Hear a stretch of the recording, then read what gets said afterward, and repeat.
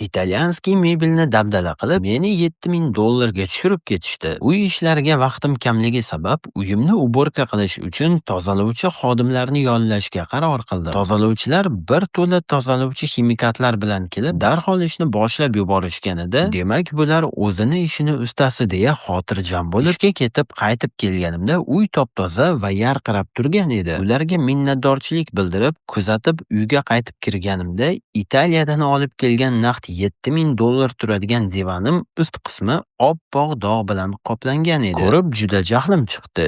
Chunki bu meni qancha rasxod qilib noyob yasattirgan mebelim edi. Uyimga kelgan tozalovchilar esa unga noto'g'ri ximikat ishlatishgan. Ularga qo'ng'iroq qilib, baqirib tashlaganimni sezmay qoldim. Ular esa keyingi qo'ng'iroqlarimga javob ham berishmadi. Eng alam qilgani shuki, kimdan norozi bo'lishni ham bilmas edim. Bu odamlar kim edi? Qayerdan topilgan? Javob beradigan hech kim yo'q edi. Agar shu vaziyat ko'chadan duch kelgan emas, balki Profi24 ilovasi orqali tozalovchilar chaqirganimda bunday holatga tushmagan bo'lar edim. Siz ham menga o'xshab qimmatbaho mebelingizni tozalovchilar buzib yoki dog' qilib qo'yishini istamasangiz, Profi24 orqali malakali tozalovchilarni yollang.